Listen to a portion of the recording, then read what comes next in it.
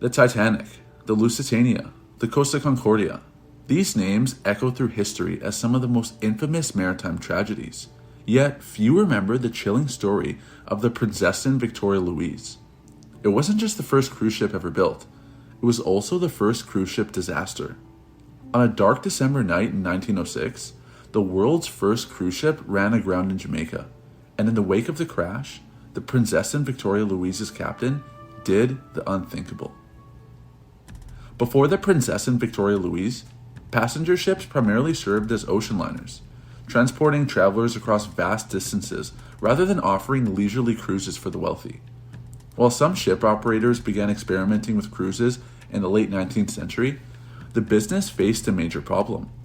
Operating luxurious cruises with the ocean liners of the time was extremely expensive. Liners were designed for functionality, not for extravagant leisurely voyages. Could building a ship specifically for cruising solve the problem? The answer, as history has shown, was a resounding yes. But back then, the world needed someone daring enough to take the financial risk. Enter Albert Bollin, a visionary at Hapag, also known as the Hamburg America Line, a major transatlantic shipping company. After Bollin began his career at Hapag as the manager of their passenger department, he quickly realized the potential of cruising to solve a seasonal problem. Hapag's transatlantic business would slow during the winter months when fewer passengers wanted to brave the cold seas. Ships often sat idle. Bollin's solution? Transform these idle months into an opportunity. In 1891, he planned a 58-day Mediterranean and Near East cruise aboard the Augusta Victoria on the Hapag's liners. The journey departed from Germany and visited numerous ports. Despite skepticism from his colleagues, Bollin proved them wrong. The cruise was a success. However, it exposed several issues. The Augusta Victoria, like other liners of the time, was built for transatlantic crossing, not leisurely cruises. Its design featured multiple passenger classes and covered decks, meant for cold weather travel. Bollin realized that a successful cruise ship needed to be purpose-built for the task. When Bollin was promoted to managing director at Hapag, he wasted no time in turning his vision into reality. He contracted the Hamburg-based shipbuilder Blom and Voss to construct the world's first purpose-built cruise ship. The result was the Prinzessin Victoria Luise, named after Princess Victoria Luise of Prussia, the only daughter of Kaiser Wilhelm II. The Prinzessin Victoria Luise was significantly smaller than traditional ocean liners, measuring 400.5 feet in length with a gross registered tonnage of 4,409. By comparison, the Augusta Victoria was 475.1 feet long and had a tonnage of 7,661. The Prinzessin Victoria Luise could accommodate 200 first-class passengers and 161 crew members, a ratio that promised unparalleled service. Bollin's goal was to provide the kind of luxury that rivaled Europe's finest hotels. The ship's amenities included opulent staterooms, a ballroom, a social hall, a smoking room, a gymnasium, a library, and an art gallery. Its design emphasized elegance and exclusivity. Painted white and featuring a sleek profile, it resembled a private yacht rather than a commercial vessel. Notably, there were no steerage-class passengers or cargo on board. This was a ship for the elite. The original plan for the Prinzessin Victoria Luise was nothing short of groundbreaking, reflecting the bold ambitions of Albert Bollin.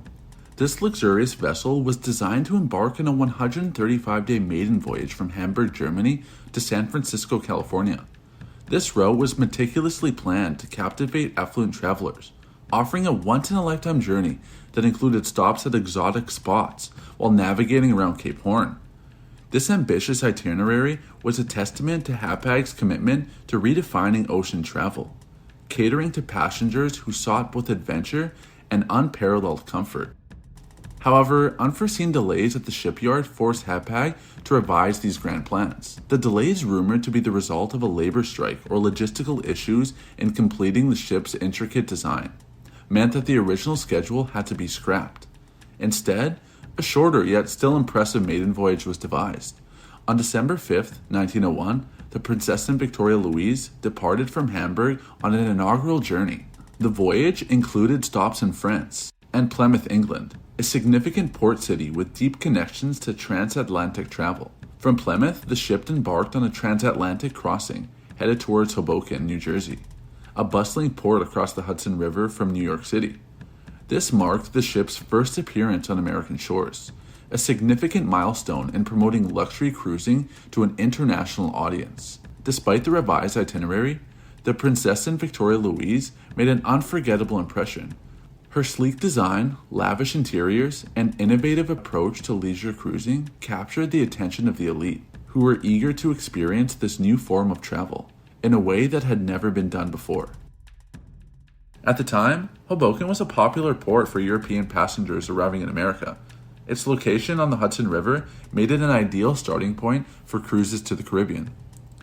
For its inaugural journey, the Prinzessin Victoria Luise embarked on a 35-day cruise around the West Indies, visiting glamorous destinations such as Port-au-Prince, Santo Domingo, San Juan, St. Thomas, Port of Spain, Kingston, and Havana. The ship offered passengers an unparalleled experience. A sample menu from the Maiden voyage featuring delicacies like soup à Lorraine, roast turkey, and green turtle ragout. Every detail from the dining to the onboard service reflected Bolland's commitment to luxury. Tickets ranged from $75 to $175, the equivalent of $2,315 to $5,403 today, making the cruise accessible to only the affluent.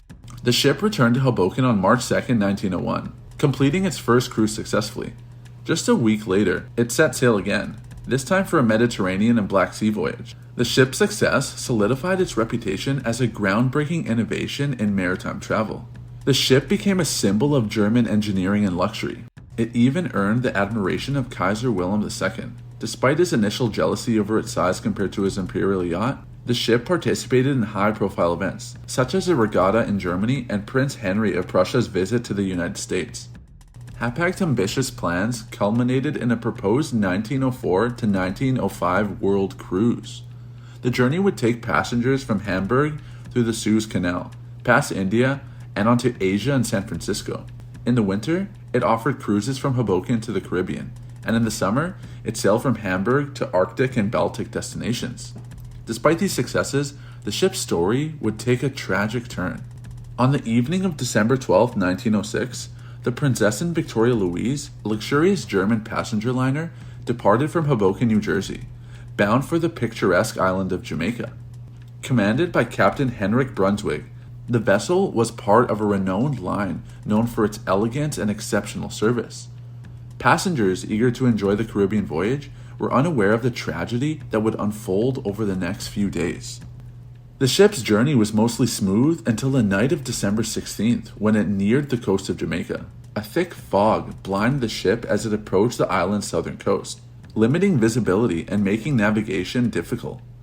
The wind had picked up, and the sea grew more treacherous, the waves crashing against the hull. Despite the rough conditions, the ship's officers maintained their course, relying on the guidance of the charts and the available lighthouses.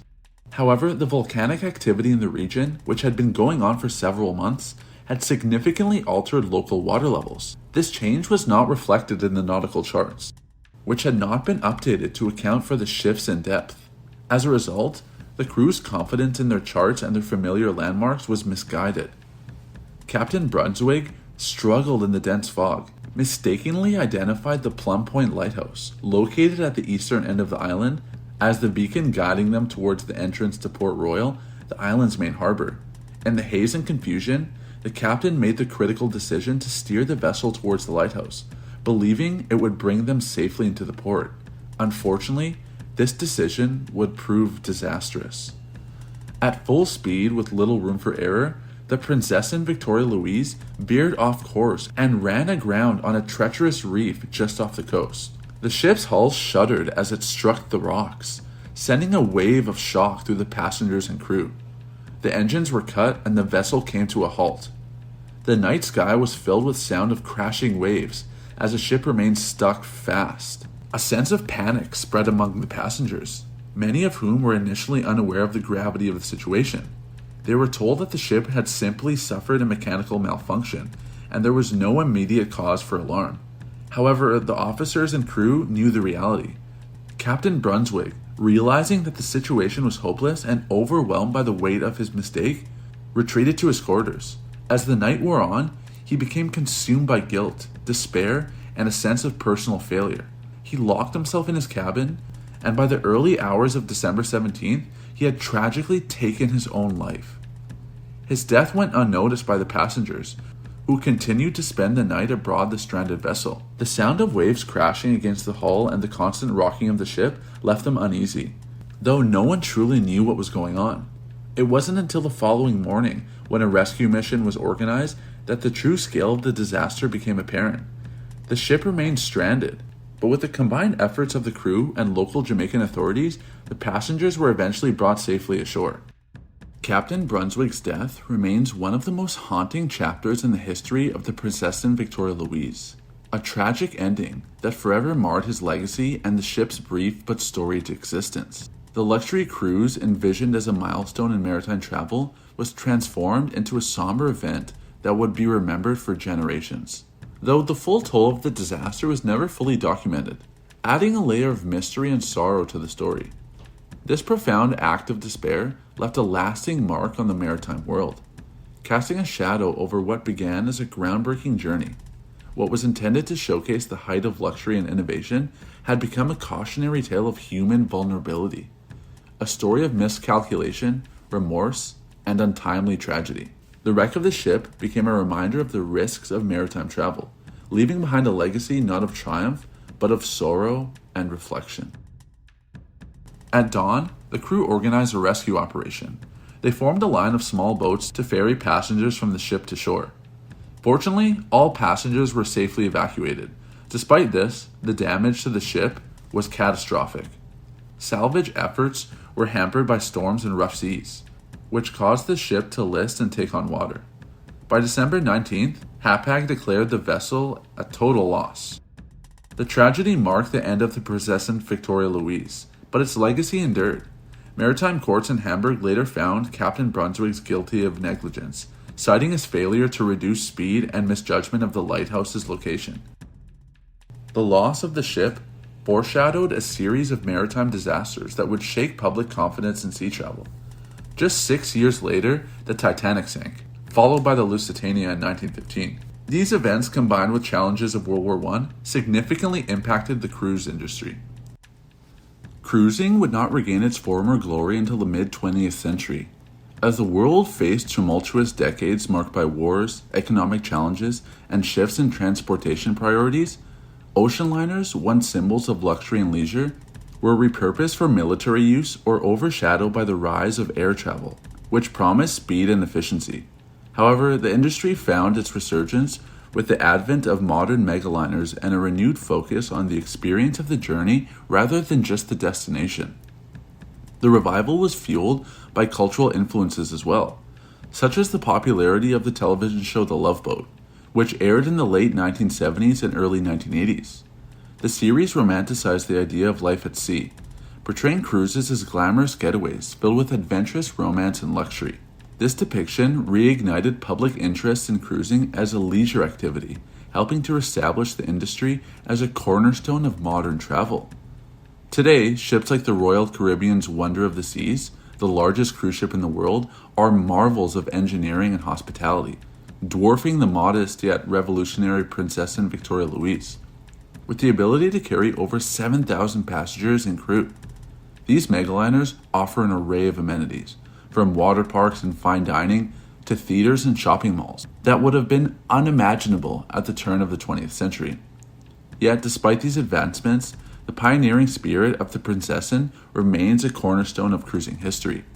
Its launch in 1901 marked the birth of the modern cruise industry, showcasing the ambition and innovation that defined its early years. While today's ships offer unparalleled scale and sophistication, they owe their existence to the bold visionaries who first dared to imagine the ocean as more than just a means of transportation, but as a destination in itself. The legacy of the Prinzessin Victoria Luise is a reminder of the humble beginnings of cruising and the enduring allure of the open sea.